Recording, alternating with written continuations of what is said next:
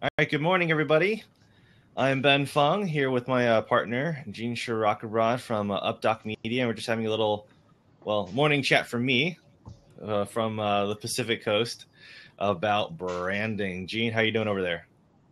Pretty good. It's lunchtime for me, but it's a beautiful day in Maryland. Got the sun out, leaves changing, so perfect time to talk a little branding. All right. Well, just like the general opening topic for our blab, however this lasts for, is going to be three critical branding errors um, that companies and professional industries make. And so I'll open us with the first critical branding mistake that people tend to do.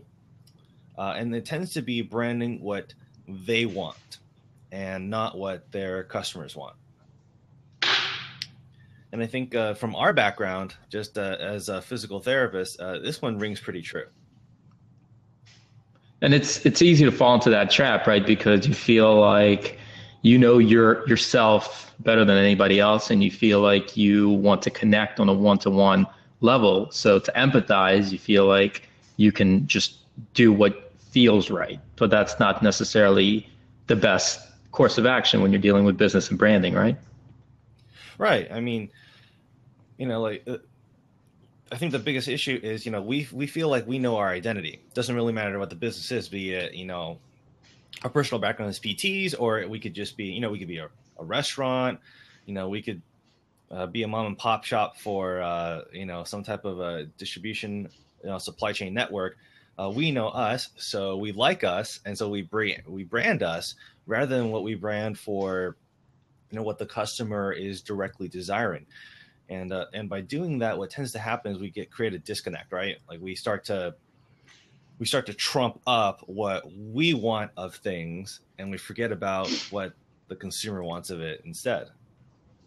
I think that's exactly it. I think when you brand what you feel is right versus what the research shows or what the metrics show, it becomes more about you than the message you're trying to deliver and the people you're trying to connect with. And that's really important, knowing your target audience, and more importantly, knowing the message that your target audience wants and needs to hear about you, not necessarily what you're good at or why they should do whatever you want them to do. It's making a connection with the audience, a proper connection that gets to the actionable that you want. And I think that actionable is the next step. Is I think a lot of companies start branding our process, right? What we know of our own selves, we focus on our own identity, and we start branding what we do rather than the result that's desired. And I think that a common example in our own terminology in the healthcare world is we start to brand, oh, we do all these interventions, we have all these drugs, we have all these modalities, we have all these interventions, we use this, we use that, and it becomes very technical. And that's not what the consumer wants. Definitely not what the healthcare consumer wants. The healthcare consumer wants to be healthy. The healthcare consumer wants to never see you again, hopefully, right? What are some ways, Gene, that you've seen that we can, from the supply side, how can we manage that? How can we control that temptation to focus on, that process rather than the result that consumers want? Customers. Well, I think that's exactly it. It's focusing on the process, which means you have to have a plan. A lot of times you start branding and people just kind of go off the cuff and wing it, and you can't do that. You need to have a short-term plan. You need to have a long-term plan for branding. Within that plan, you need to have a strategy, and you need to follow that strategy, because it's tough when you first start out, because branding is the analogy is it's a marathon, and part of that marathon, you need to train for it. You can't just start running a marathon. You can, and I'm sure we've all seen and heard the stories of those people. You can sign up for a marathon and go run it, but then, you're going to hate yourself and you're going to hate life for it. And you go, well, I've heard stories of people running marathons and they really, really love running marathons, but it's because you see the end result of it. You don't see the training that leads up to it. And it's the same thing with branding. You need to have a strategy and you need to train up through that strategy. And I think that's one of the biggest things that people miss, especially in the clinical business world. It's because you just want to jump right into it because, hey, you're a clinician, you're a good clinician, patients come to see you, and you feel like you make that one-to-one connection. But it doesn't work that way. Business and branding doesn't work that way. Have a strategy and go through that strategy. What about you, Ben? You have anything else? Any other suggestions? Well, definitely, I think it falls back on the other, the first one. Instead of branding, what you want as a company, you start looking at the unique value proposition that you bring, and that typically is the job that the customer is going to hire you for, right? In healthcare, whatever professional you are, you're being hired for a certain job. If it's a physician and and you have a certain specialty, the end result of that specialty and the care that's resulting in that is really what you're branding, not necessarily really not anything else at all.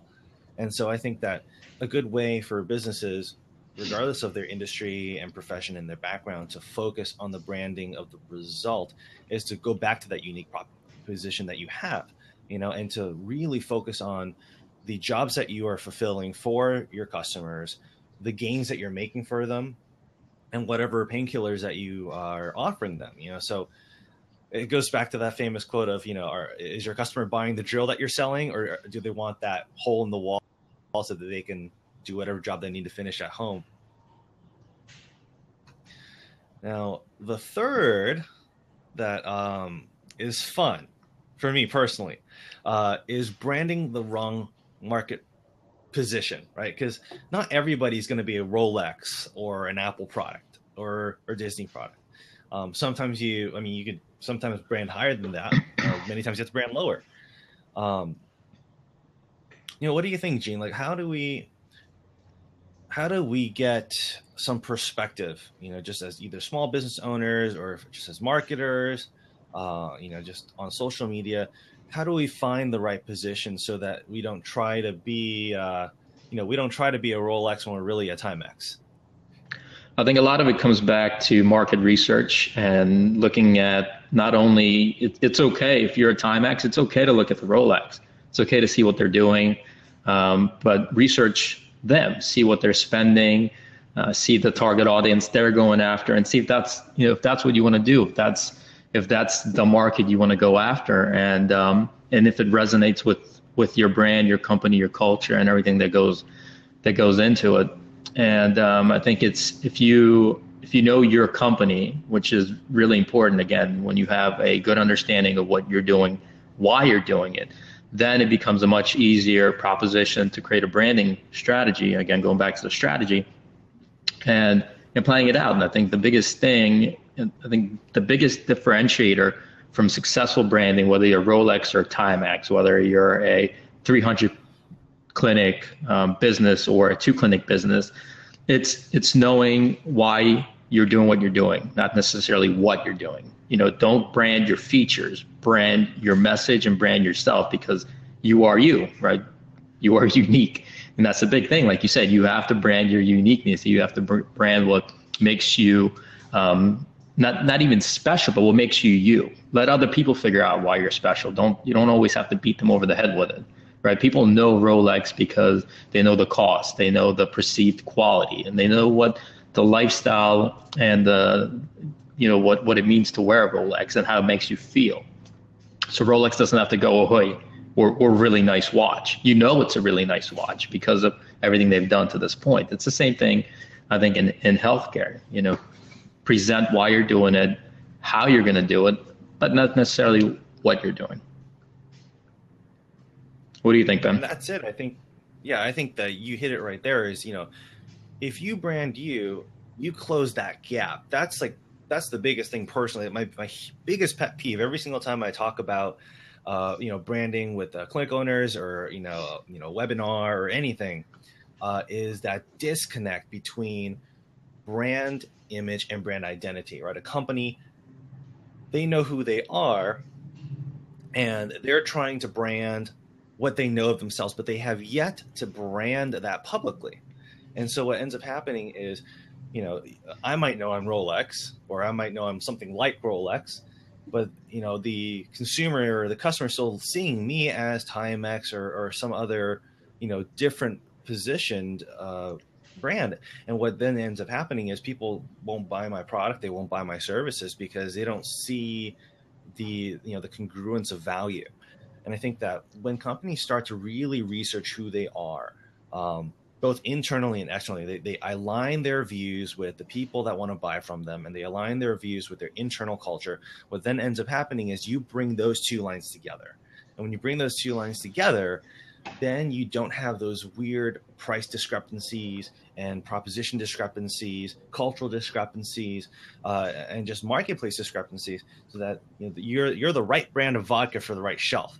So you're selling, Smirnoff on the Smirnoff shelf, right? You're selling Grey Goose on the Grey Goose shelf. And then what ends up happening is you start developing a community of people that want to buy from that same level of shelves. And you identify with that lifestyle, you identify with that culture, you identify with the reasons of why you want to exist in that space. And, when you have culture across both the business and the community and the fans that want to be with you, now you have a really well-grown organic community that just wants to keep being in that space. And then now you have something sustainable as a business. Well, that comes back to, I think, authenticity. It gets thrown around as a buzzword, but it never really gets defined. There's no real strategy that gets talked about what that means. And that's pretty much what you described. It's having a sound strategy of your company, of your plan, overall marketing plan, and branding is part of marketing, and sticking true to that. You're going to have highs, you're going to have lows, and figuring out why they're high and figuring out why they're low, not necessarily reacting to it right away, but using it as data points. Collect those data points, analyze them, see why it's working, see why it's not working, and then tweak your branding strategy to make sure that it aligns again with what the message you're trying to deliver, short term and long term. And if you're always jumping back and forth, if you're making spur of the moment changes, then you're just going to confuse the hell out of your audience. And probably at that point, if you're just jumping so much around, you might not even have a target audience. You're just reaching for somebody, going out in the void, hoping, please be my audience. And it doesn't work that way. You can't do that. You need to know your audience and brand and market to them versus just throwing shit out there and going, please be my audience. Right. You have to be specific. You can't just, the shotgun approach in marketing just doesn't work anymore, and same thing as it pertains to branding. So we've talked about the three big errors. So how about let's talk about perhaps some of the three of the best branding practices that we can come up with. I can start with listen to your audience. Just piggybacking on, your last point is you have got to listen to your audience. Whoever is buying from you, your fans, your community, your strategic partners, just people across your entire value chain, you have to listen to them because they have the best perception of what your brand image is. They know you from a buyer's perspective better than you know yourself. And if you can listen to their voice and you can cater to that and you can really hone in on the job that you're serving and the unique value proposition that you have within that space, you're going to be able to really fine tune your primary phase, your secondary phase, your innovative phase, and your next disruptive phase of your brand. And so I think that listening to the customer is probably one of the best strategies that any company can have when it comes to branding. Gene, you. Put yourself out there. Create a strategy and go with it. A lot of times I see the critique that comes in with branding, either absolutely nothing, people don't respond, or even negativity. I think all of those, again, they're data points. The more you have, the better. Collect it. And don't just rely on conceptualizing and tweaking it without actually putting it out there. So conceptualize as much as you have to, but not over conceptualize. It doesn't have to be perfect. It just has to be part of a strategy. And then put it out there. Get it out in the world and see what people say. I think that's one of the biggest things that most people avoid is just this fear of feedback, because what if they don't like it? What if it What if it's this? What if it's that? The what ifs will destroy you. Just put it out there and see what happens, and make it a data set. Think of it, the mindset is it's a data point in the overall strategy. And I think that that can lead to another step, which is really important, is be willing to change it, right? You have all these data sets. If they're pointing in a certain direction, you have to listen to that objectivity and be willing to keep your brand flexible, right? How many branding initiatives have we seen just in like the last 5 years? Huge, big brands are changing themselves. They're rebranding themselves. I think I think ABC Family's changing their brand again. Starbucks lost the Starbucks coffee logo. I mean, there's so many big name brands that listen to those data points and are willing to be flexible and to respond to both the market as well as their customers in accordance to what you get from that feedback. Yeah, absolutely. And then one bonus one is do a little research again, check out your competitors, see what they're doing, but don't copy them. See what's working for them, what might not be working for them, see what you like and take pieces of it. I get asked all the time, it's, well, what are you doing? What's this person doing? What do you think of that? Who are you following? I was like, well, I look at some of the best and take the best pieces that work for me and my company. And especially if you're looking at Fortune 500 companies that spend millions of dollars on marketing and branding, obviously they're doing a ton of research. You hope if they're making as much money as they are and succeeding, that they're investing in their overall strategy for branding. Then you could take pieces of that because they're doing something right and it's working for them, and you can integrate that into your approach as long as it's part of your overall long-term message, part of the strategy. That's great. All right, I guess we'll open up to whoever is watching. You have any branding questions or any topics that you want seen in the next couple of blabs that we're doing? And we'll open the line for a couple of minutes while Gene and I shoot glances of loves at each other.